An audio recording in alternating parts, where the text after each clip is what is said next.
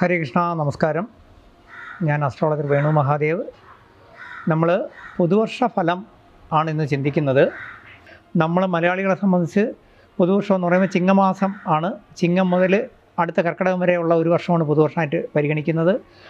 ആ പുതുവർഷത്തിൽ നമ്മുടെ ജീവിതത്തിൽ മൊത്തത്തിൽ നമുക്ക് എല്ലാവർക്കും, പ്രപഞ്ചത്തിലെ എല്ലാവർക്കും ഐശ്വര്യവും സന്തോഷവും വരണം. കാരണം പൊന്നോണം എന്ന് പറയുന്നത് നമ്മൾ മലയാളികൾ ഈ ലോകത്ത് എവിടെയുണ്ടെങ്കിലും നമ്മളെ സംബന്ധിച്ച് സ്നേഹത്തിൻ്റെയും സന്തോഷത്തിൻ്റെയും നമ്മളെല്ലാം മറന്ന്, എല്ലാ ദുഃഖങ്ങളും മറന്ന് നമ്മൾ സന്തോഷിക്കുന്ന നമ്മുടെ ഒരു സ്വകാര്യ അഭിമാനം എന്ന് തന്നെ പറയാം. അങ്ങനെയുള്ളൊരു നിമിഷമാണ്. അപ്പോൾ അതുകൊണ്ട് എല്ലാവർക്കും പൊന്നോണാശംസകൾ. നമ്മുടെ മീനക്കൂറ് എന്ന് പറയുമ്പം മീനത്തിൻ്റെ നക്ഷത്രങ്ങൾ നിങ്ങൾക്ക് തന്നെ അറിയാം. കാരണം പോരിട്ടാതി അവസാനത്തെ ഒരു പാദം ഉത്രട്ടാതി രേവതി. അപ്പോൾ ഉത്രട്ടാതി രേവതിക്കാരെയൊക്കെ സംബന്ധിച്ച് കഴിഞ്ഞ കുറേ കാലങ്ങളായിട്ട് ഇവർക്കുള്ളൊരു വിഷമം എന്ന് പറയുന്നത് വേറൊന്നുമല്ല. ഞങ്ങളെ സംബന്ധിച്ച് നമുക്ക് 7 ശനി നടന്നുകൊണ്ടിരുന്നു തുടങ്ങി, ഇപ്പോൾ ജന്മശനിയായി മാറി. അപ്പോൾ ജന്മശനിയല്ലേ, ഇനി ഞങ്ങൾ എന്ത് ചെയ്യും എന്നൊക്കെ നിലവിളിക്കുന്നൊരു സമയമാണ്. ഒന്നും അങ്ങനെ നിങ്ങൾ വിചാരിക്കേണ്ട കാര്യമില്ല. കാരണം ശനി ഭഗവാൻ ആരെയും ദോഷം ചെയ്യില്ല. ശനി എന്ന് പറയുന്നത് ഈശ്വരനാണ്. ഗ്രഹങ്ങളിൽ ശനീശ്വരൻ എന്നാണ് പറയുന്നത്. അതിൻ്റെ അർത്ഥം ഈശ്വരൻ ആരാണ്, അല്ലെങ്കിൽ നമ്മുടെ ഗുരു ആരാണ്, അല്ലെങ്കിൽ നമ്മുടെ കാരണവരാരാണ്? നമ്മളെ കറക്റ്റ് ചെയ്യുന്ന കറക്റ്റിംഗ് പൊസിഷനുള്ളൊരു അങ്ങനെ ഇരിക്കുന്നൊരു പ്രതാപത്തിലിരിക്കുന്നതാണ്. അപ്പോൾ ശനീശ്വരൻ നമ്മളെ കറക്റ്റ് ചെയ്യണം. അതായത് നമ്മളെ കയ്യിലിരിപ്പ് നല്ലതാണെങ്കിൽ ശനീശ്വരൻ ഒരു ദോഷവും ചെയ്യില്ല. ഇല്ലെങ്കിൽ അത് കറക്റ്റ് ചെയ്യാനുള്ള കാര്യങ്ങളാണ് ചെയ്യണം. അപ്പോഴാണ് നമുക്ക് അയ്യോ അപവാദം കേട്ടു, പിന്നെ നമ്മളെ ധനം നഷ്ടപ്പെട്ടു, പിന്നെ നമ്മളെ കൂടെ നിന്ന ആളെ ചതിച്ചു. ഒറ്റ കാര്യം ചിന്തിക്കുക, നമ്മളെ കൂടെ നിൽക്കുന്ന ഒരാൾ നമ്മളെ ചതിക്കണമെങ്കിൽ നമ്മളതിന് നിന്ന് കൊടുത്തിട്ടാണ്. ഞാൻ എപ്പോഴും ജ്യോതിഷത്തിൽ പറയാറുണ്ട്, ജ്യോതിഷം എന്നത് ഒറ്റ വാക്കിൽ നിങ്ങൾ മനസ്സിൽ വയ്ക്കേണ്ടത് വിശ്വാസമേ ആകാവൂ, അന്ധവിശ്വാസം പാടില്ല, ഒട്ടൊക്കില്ല എന്ന് ശാസ്ത്രകാരന്മാർ, അതായത് ഞാൻ പറഞ്ഞതല്ല, പരാശര മഹർഷി ഉൾപ്പെടെ, അതായത് പിന്നെ നമ്മുടെ ബൃഹത് ഹോരാശാസ്ത്രകാരൻ വരെ, വരാഹമിഹിരൻ വരെ പറഞ്ഞതാണ് ഒട്ടൊക്കില്ല. എന്തുകൊണ്ടാണ് അത്? പിന്നെ പരമശിവൻ ശപിച്ചതാണത്. അതുകൊണ്ട് ജ്യോതിഷത്തെ നമ്മൾ ആശ്രയിക്കുന്നത്, അതിനകത്തുനിന്ന് നമുക്ക് കിട്ടുന്ന ഗൈഡ് ലൈൻ നമ്മൾ ജീവിതത്തിൽ ശ്രദ്ധയ്ക്ക് വേണ്ടി നമ്മളൊരു ഗൈഡ് ലൈനായിട്ട് എടുക്കുക. പക്ഷേ നമ്മളെ യുക്തിയും ബുദ്ധിയും അപ്ലൈ ചെയ്യുക. താൻ പാതി ദൈവം പാതി. അങ്ങനെ ആകുമ്പോൾ വലിയ ദോഷങ്ങളൊന്നും വരത്തില്ല. 7 ശനി നിങ്ങളെ പിടിച്ചുകൊണ്ടൊന്നും പോകില്ല. അതിൻ്റെ കാരണം വെച്ച് കഴിഞ്ഞാൽ ആദ്യത്തെ 2.5 വർഷം കഴിഞ്ഞു. ഇപ്പോൾ അടുത്ത 2.5 വർഷത്തിൽ ജന്മശനിയിലാണ്. ജന്മശനി എന്ന് പറയുമ്പോൾ ശ്രദ്ധിക്കേണ്ട ഒറ്റ കാര്യമേ ഉള്ളൂ. ജന്മം എന്ന് പറഞ്ഞാൽ നമ്മളെ കൂറാണ്, മീനക്കൂറ്. മീനക്കൂറിൻ്റെ അധിപതി എന്ന് പറഞ്ഞാൽ വ്യാഴമാണ്. വ്യാഴം 4ൽ നിൽക്കുന്നതേ ഉള്ളൂ.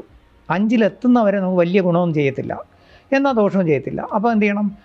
കടം ബാധ്യതകൾ വരാതെ സൂക്ഷിക്കുക. നിലവിൽ കടമുള്ളവർ കുറേശ്ശെ അത് വീട്ടാനുള്ള വഴികൾ കൊണ്ടുതരാം, അത് ഉപയോഗിക്കുക. മാത്രമല്ല, നിങ്ങളുടെ 10ഉം ജന്മത്തിൻ്റെയും 10ൻ്റെയും ഭാവാധിപത്യമുള്ള വ്യാഴമാണ് 4ൽ നിൽക്കുന്നത്. കുടുംബ സ്വത്തോ കുടുംബപരമായ ചില സ്വത്തുകളോ, അല്ലെങ്കിൽ കുടുംബപരമായിട്ട് പണ്ട് നമ്മൾ കുടുംബത്തിൽ നിന്ന് ആരെങ്കിലും സഹായിച്ചവരൊക്കെ വന്ന് നിങ്ങളെ സഹായിക്കാനൊക്കെ സാധ്യതയുണ്ട്. നിങ്ങളുടെ ബിസിനസ്സിൽ പുരോഗതി വരും. എപ്പോഴും പോസിറ്റീവായിട്ട് ചിന്തിക്കണം. നെഗറ്റീവിനെ നമ്മൾ ബുദ്ധിയും യുക്തിയും കൊണ്ട് ഓവർകം ചെയ്യണം. ഇതാണ് ചെയ്യേണ്ടത്. അപ്പോൾ അങ്ങനെ നമ്മൾ ചെയ്യുമ്പോൾ എന്ത് ചെയ്യും? നമ്മുടെ ജീവിതത്തിലേക്ക് പുതിയ നമ്മൾ എപ്പോഴും ചിന്തിച്ച് നോക്കൂ. നമ്മുടെ ഒരു ജീവിതത്തിലെ കാലഘട്ടം എടുത്തു നോക്കണം. നമ്മുടെ ഓരോരോ 5 വർഷം അസസ് ചെയ്ത് നോക്കൂ. പഴയ ഒരുപാട് പേര് നമ്മുടെ ജീവിതത്തിൽ, നമ്മളെ ജീവിത നാടകത്തിൽ വന്നിട്ട് മൺമറഞ്ഞു പോയി. അവരെല്ലാം അവരുടെ വഴിക്ക് പോയി. പുതിയ കഥാപാത്രങ്ങൾ വന്നു, അവരുമായിട്ട് നമുക്ക് മിങ്കിൾ ചെയ്യേണ്ടി വന്നു. അപ്പോൾ എന്ത് പറ്റി? നമ്മുടെ ജീവിതത്തിൽ പുതിയ അനുഭവങ്ങളും പുതിയ കാഴ്ചപ്പാടുകളും വന്നു. ഇതനുസരിച്ച് ജീവിതത്തിൽ നിങ്ങൾക്ക് പുതിയ കാഴ്ചപ്പാടുകളും അനുഭവങ്ങളും വരുന്നൊരു കാലം. മനസ്സിലായല്ലേ? പുതിയ സൗഹൃദങ്ങൾ, പുതിയ ചില നേട്ടങ്ങൾ, ഇതൊക്കെ വരും. ഇതിൻ്റെ കൂടെ തന്നെ 7 ശനിയിലെ ജന്മശനി എന്ന് പറയുമ്പോൾ, ജന്മം എന്ന് പറയുന്നത് നമ്മുടെ ജനിച്ച കൂറെന്ന് പറഞ്ഞുകൊണ്ട് നമ്മുടെ ശരീരമാണ്.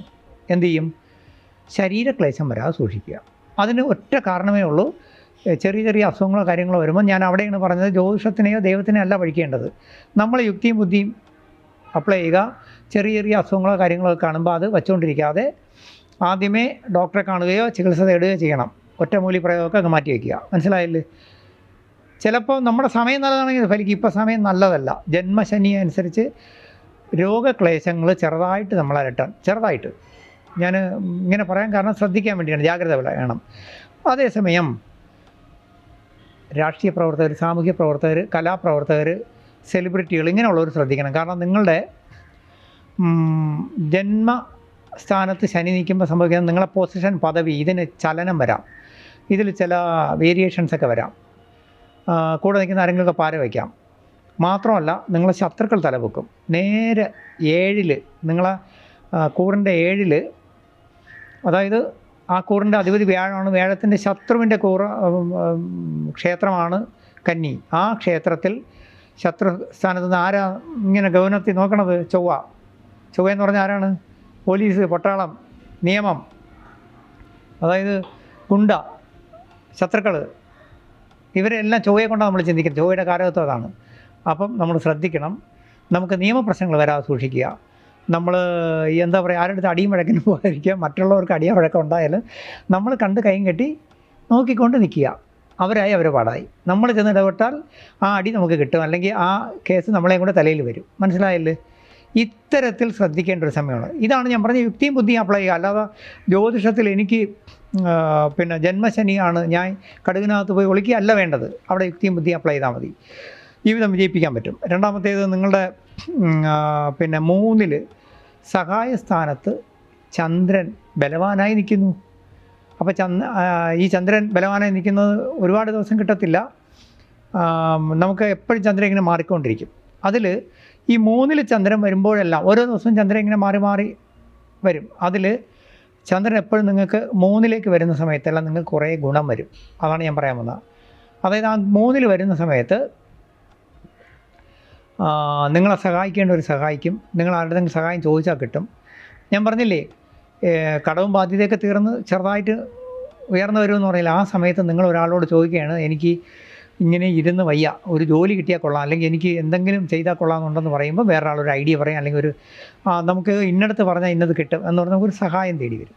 ആ സഹായം ഉപയോഗിക്കണം. അതായത് നിങ്ങൾക്കിനിയിപ്പോൾ ഇപ്പം നിൽക്കുന്ന വ്യാഴം ഞാൻ പറഞ്ഞല്ലോ 4 അടുത്ത മാറുന്നത്, അതായത് 2026 മാർച്ചിൽ മാറുന്നത് 5ലേക്ക്, അതായത് ധനവും ഐശ്വര്യവും ഭാഗ്യം കൊണ്ടുവരുന്ന സ്ഥലത്തേക്കാണ്. അപ്പോൾ അന്ന് ധനവും ഐശ്വര്യവും ഭാഗ്യവും വരാനുള്ള വഴികൾ ഇപ്പോഴേ തെളിയുമെന്നർത്ഥം. രണ്ടാമത്തേത്, അന്നും ഞാൻ പറയില്ല നിങ്ങൾക്ക് ലോട്ടറി അടിച്ച് നിങ്ങൾ ഓണം ബമ്പർ അടിക്കുമെന്ന് ഞാൻ പറയില്ല. പകരം ചെറിയ ചെറിയ ഭാഗ്യങ്ങളും അനുഗ്രഹങ്ങളും വരുമെന്നേ പറയുള്ളൂ. പക്ഷേ അത് വരുന്നതിന് മുമ്പ് ഇപ്പോഴും നിങ്ങൾ അതിനുള്ള, പണ്ടുള്ളവർ പറയും, സമ്പത്ത് കാലത്ത് തൈ കൊണ്ടുവന്ന് 10 എണ്ണം വെച്ചാൽ, സമ്പത്ത് കാലത്ത് തൈവത്ത് വെച്ചാൽ ആപത്ത് കാലത്ത് 10 ഇറക്കാം. അതായത് സമ്പത്ത് കാലത്ത് കുറേ നല്ല കാര്യങ്ങൾ ചെയ്തിട്ടുണ്ടെങ്കിൽ അതിൻ്റെ ഗുണം ആപത്ത് കാലത്ത് ഗുണമായിട്ട് വരും. അപ്പം നേരത്തെ ചെയ്ത ഗുണകാര്യങ്ങളല്ല ഇപ്പം നിങ്ങൾക്ക് ഗുണകരമായിട്ട് വരും. അതുപോലെ നാളെ നിങ്ങൾക്ക് വ്യാഴം 5 വരുമ്പോൾ കുറേ ഗുണാനുഭവങ്ങളും ഭാഗ്യാനുഭവങ്ങളും വരാനുള്ള വിത്തുകൾ ഇപ്പോഴേ പാകാൻ പറ്റും. അത് കുറേ നല്ല കാര്യങ്ങളും നാളത്തേക്കുള്ള പ്രോജക്റ്റുകളും നാളത്തേക്കുള്ള പ്ലാനിങ്ങുകളും നാളത്തേക്കുള്ള ജോലിക്ക് വേണ്ടിയുള്ള അന്വേഷണങ്ങളും ഒക്കെ ഇപ്പോഴേ ചെയ്താൽ അന്ന് നിങ്ങൾ അതിലെത്തിപ്പെടും. അതായത് ഇപ്പം PSC പരീക്ഷ എഴുതാതിരിക്കുന്നു, അല്ലെങ്കിൽ ജോലി തേടുന്നു, വിദേശത്ത് പോകാൻ ശ്രമിക്കുന്നു, ഇതൊക്കെ ഇപ്പോഴേ പരിശ്രമം നടത്തൂ. തീർച്ചയായിട്ടും ഇപ്പോൾ നമുക്ക് ഇനിയൊരു 6-8 മാസം കൂടെ കഴിയുമ്പം വ്യാഴം മാറുകയല്ലേ, കിട്ടുകയല്ലേ, നിങ്ങൾക്ക് അനുഭവങ്ങൾ കിട്ടുകയല്ലേ, ഗുണകരമായ അനുഭവങ്ങൾ. അതിലേക്ക് ഇപ്പോഴേ നിങ്ങൾ പ്രവർത്തിക്കുക. നിങ്ങൾ സമയം വേസ്റ്റാക്കാതിരിക്കുക. സമയം ആർക്ക് വേണ്ടിയും കാത്തു നിൽക്കില്ല. എപ്പോഴും ചിന്തിക്കുക, നമ്മുടെ പ്രവൃത്തിയും കർമ്മവും, അതായത് നമ്മൾ ഓരോ ദിവസവും, നമ്മൾ ഓരോ വ്യക്തിയും, നമ്മൾ രാവിലെ കിഴക്കുതിച്ച് പടിഞ്ഞാറ് അസ്തമിക്കുമ്പോൾ നിങ്ങളുടെ ആയുസിൻ്റെ ഒരു ദിവസവും കൊണ്ടാണ് സൂര്യഭഗവാൻ പോകുന്നതെന്നൊരു ഓർമ്മ എപ്പോഴും ഉണ്ടാവുക. അതുകൊണ്ട് നിങ്ങൾ എന്ത് ചെയ്യണം, ഇപ്പോഴേ ചെയ്യേണ്ട കാര്യങ്ങൾ ചെയ്തു വെച്ചാലേ നാളെ നിങ്ങളുടെ അടുത്ത തലമുറ കുഞ്ഞുങ്ങൾ സ്വസ്ഥമായിരിക്കുകയുള്ളൂ. അതിന് വേണ്ട ചെയ്യുക. പിന്നെ മറ്റൊന്നെന്ന് പറഞ്ഞു കഴിഞ്ഞാൽ, വിവാഹം നടക്കാത്തവർക്ക് വിവാഹത്തിനോ അല്ലെങ്കിൽ നിങ്ങളുടെ ഇഷ്ടങ്ങൾ അകന്നിരുന്നവരെയൊക്കെ നയപരമായിട്ട് അടുപ്പിക്കാനൊക്കെ സമയം നല്ലതാണ്. അതിൻ്റെ കാരണം 4-ൽ ഈ വ്യാഴം വന്നതാണ്.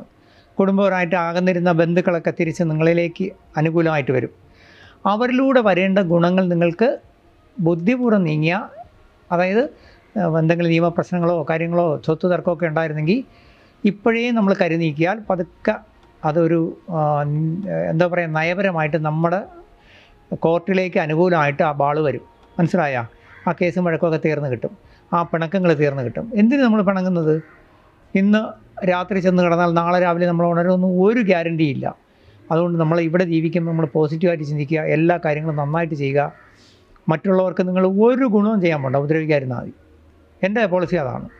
ഞാൻ ആർക്കും ഒരു ഗുണവും ചെയ്തോളാമെന്ന് ഒരു ഗ്യാരണ്ടിയും പറയുന്നില്ല. ഞാൻ ആരും ഉപദ്രവിക്കില്ല.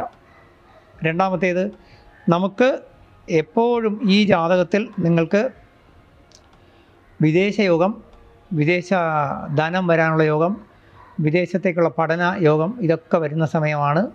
നിങ്ങളുടെ പിന്നെ എന്താ പറയുക, 12-ലാണ് സർപ്പൻ നിൽക്കുന്നത്, പഠനം ഗുണം ചെയ്യും. അതുപോലെ നിങ്ങളുടെ 5-എന്ന് പറഞ്ഞാൽ ബുദ്ധി, ബുധൻ, പ്രജ്ഞ, മേധ, വിവേകം, ഈ സ്ഥാനത്താണ് ബുധൻ വന്ന് നിൽക്കുന്നത്. നിങ്ങൾക്കിപ്പോൾ ഒരുപാട് പ്ലാനിങ് നടത്താം അടുത്ത ഫ്യൂച്ചറിലേക്ക്, അതെല്ലാം ഫലിക്കും. ഒരുപാട് പഠനങ്ങൾ നടത്താം. അതുപോലെ തന്നെ നിങ്ങൾ പിന്നെ ഭാവിയിലേക്കുള്ള എന്തെങ്കിലും ഇൻവെസ്റ്റ്മെൻറ്റിനുള്ള വഴികൾ കണ്ടെത്തുകയാണെങ്കിൽ അത് ഇത് ചെയ്യാം. ഇതെല്ലാം ചെയ്യാൻ പറ്റുന്ന സമയമാണ്. ഒപ്പം തന്നെ ഭാവിയിലേക്ക് വേണ്ടി ബുദ്ധിപരമായിട്ട് നമ്മൾ കരുക്കൾ നീക്കാൻ പറ്റിയ സമയം. ബിസിനസ്സിലൊക്കെ ഭാവിയിലേക്ക് നമ്മൾ എന്തെങ്കിലും പുതിയ പ്രോജക്റ്റുകളോ അല്ലെങ്കിൽ പുതിയ പാർട്ട്നേഴ്സിനെയോ അല്ലെങ്കിൽ ഡെവലപ്മെൻറ്റോ ആലോചിക്കുന്നത് ഇപ്പോൾ ചെയ്യാം, അത് വിജയിക്കും. കാരണം നിങ്ങൾ ബുധൻ 5-ലാണെന്ന് മാത്രമല്ല, നമ്മൾ ഈ ചിന്തിക്കുന്ന, നമ്മളിപ്പോൾ ഈ പറയുന്ന സമയത്ത് എന്തായാലും ചന്ദ്രൻ നിങ്ങൾക്ക് അനുകൂലമായിട്ട് നിൽക്കുന്ന സമയമാണ്. അതുകൊണ്ട് തീർച്ചയായും ഫലിക്കും. അത് ചില സമയത്ത് നമ്മൾ നാക്കെടുത്ത് പറഞ്ഞാൽ ഫലിക്കുമെന്ന് പറയാം. അത് ചില എന്താ പറയുക, മുഹൂർത്തത്തിൻ്റെ പ്രത്യേകതയാണ്. ഈ 2-ൽ ഗുളികനും സർപ്പനും ഉള്ളവരെ സൂക്ഷിക്കണം. അവർ നാക്കെടുത്ത് പറഞ്ഞാൽ അച്ചട്ടായിരിക്കും, ഫലിക്കും. അപ്പോൾ അവരെന്ത് ചെയ്യണം? അവർ നല്ല കാര്യങ്ങൾ മാത്രം, പോസിറ്റീവായിട്ടുള്ള കാര്യം പറയും, ഫലിക്കും. എൻ്റെ 2-ൽ സർപ്പനാണ്.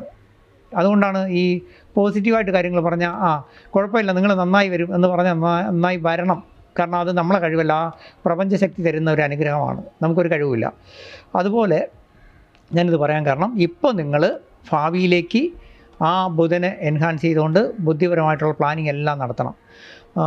ഭാവിയിലുള്ള പഠനങ്ങൾ, ഭാവിയിലുള്ള ജോലി, ഭാവിയിലുള്ള നിങ്ങളിപ്പോഴുള്ള ജോലി മാറി പുതിയൊരു ജോലി പോകണോ, ഇപ്പോഴും നിങ്ങൾ ആലോചിച്ചാൽ അതിലേക്ക് എത്താൻ പറ്റും.